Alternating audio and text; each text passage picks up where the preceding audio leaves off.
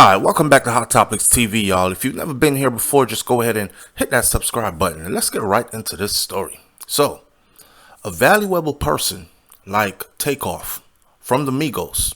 Okay, forget that it's Takeoff from the Migos. Let's put it this way, another way.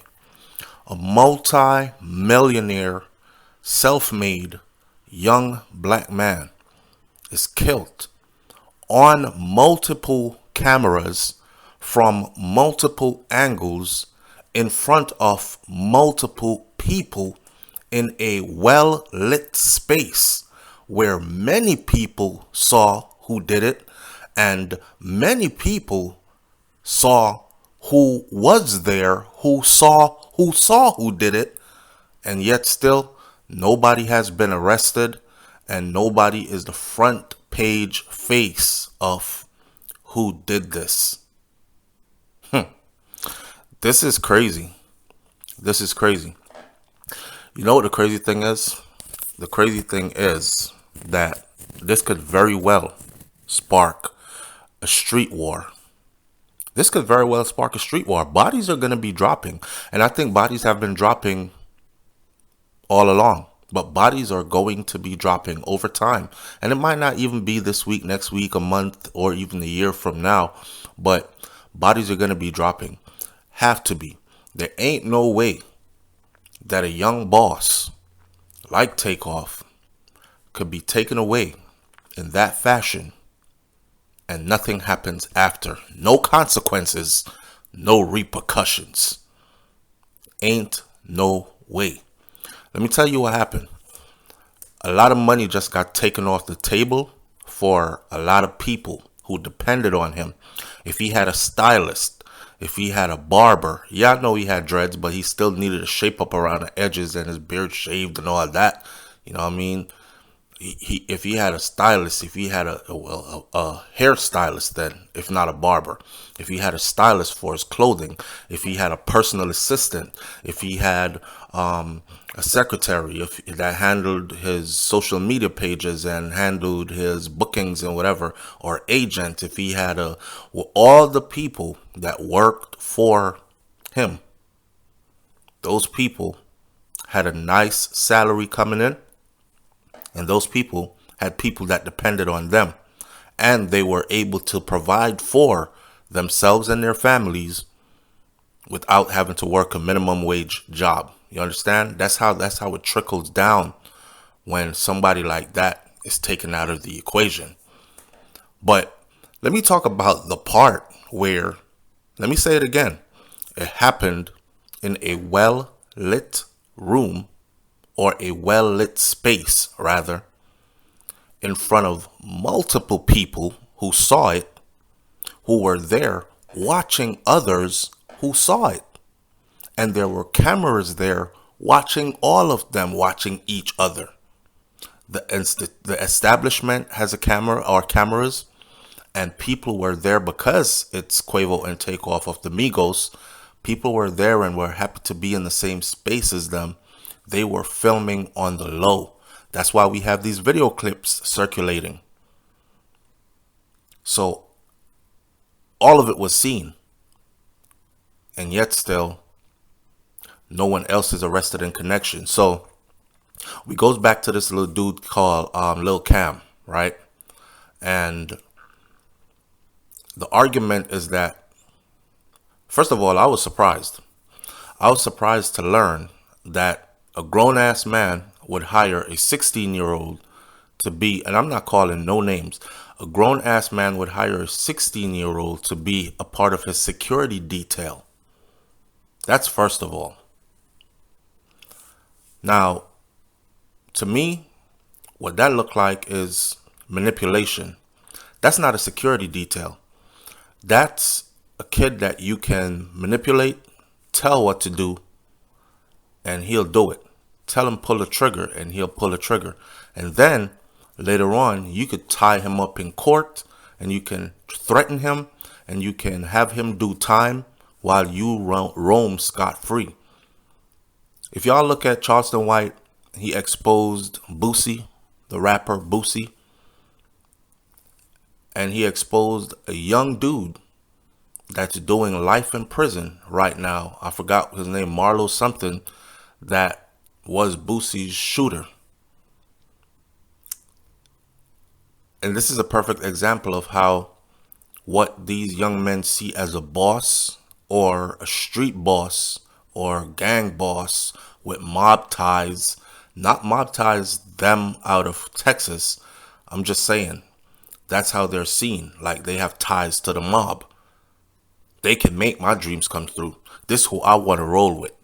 I'm driving in an expensive car everywhere. I'm right hand man. If he say shoot, I shoot.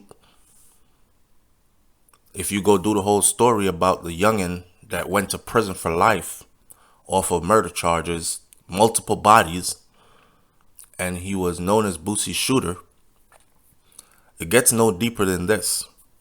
He tattooed it on his body. I believe it was on his stomach that says Boosie who next or who next Boosie. Either way, the tattoo was asking who's next. Just say the word, I'm shooting. I'll murk him for you. Who next? With somebody like that, young and on the go, set on go, man, you don't need much. You have a stone cold killer.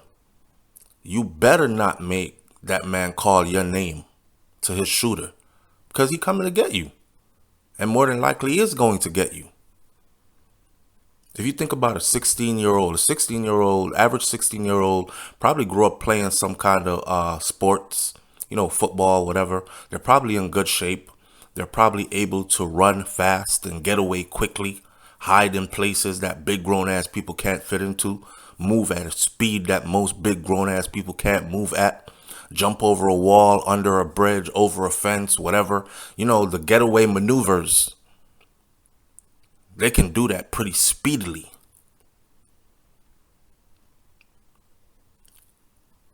So as long as they have the heart to shoot and to do what is told, then hey.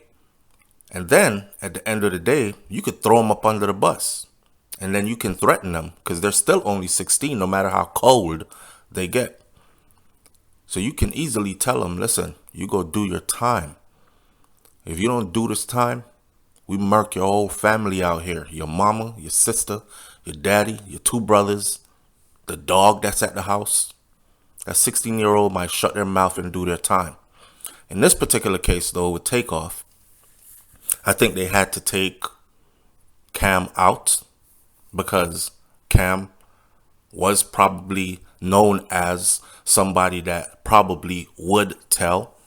You've been around certain people for a certain amount of time. They can tell. They'll be like, he run his mouth a lot. And he always telling other people's business. So I know if they squeeze him in there, he's going to tell. He ain't standing no 10 toes down. He's going to tell. And once he start telling, our whole empire is going to be crumbling. If he get on a stand and point and say, that guy right there, I was security for him, and he told me to pull the trigger on him.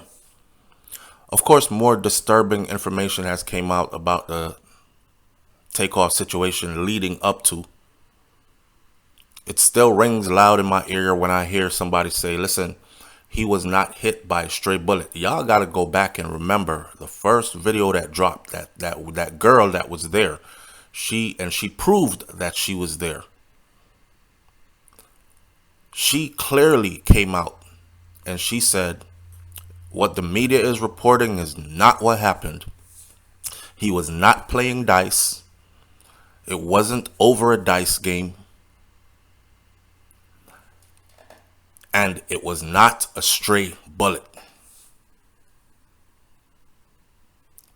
That's what she said. He was not playing dice.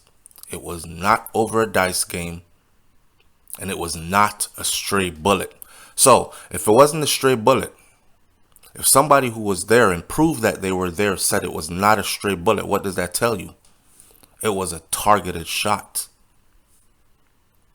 Now, of course, more information is coming out about who Takeoff was in an argument with before the shooting started.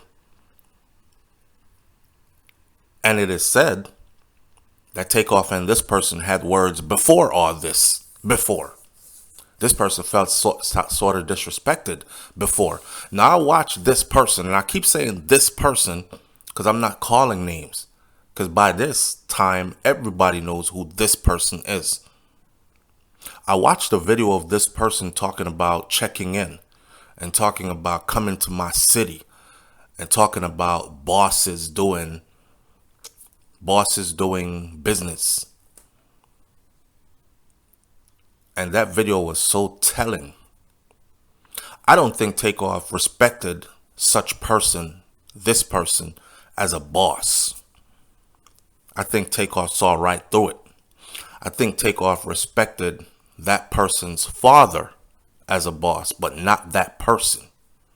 And I think some disrespect was shown in some way, and there was no way to go back on that other than to make an example.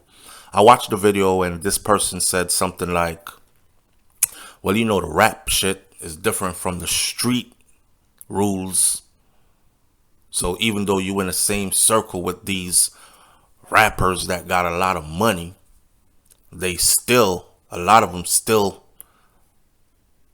don't hold as much power as you in the streets, because you have the connections and you can go certain places they can't, and you can link up with certain people and move in a certain way that these rappers can't. Which it is true, you know. So he was saying at the end of the day, it's not really about money, it's more about connection. And then he went to spell out what M-O-B, mob, means.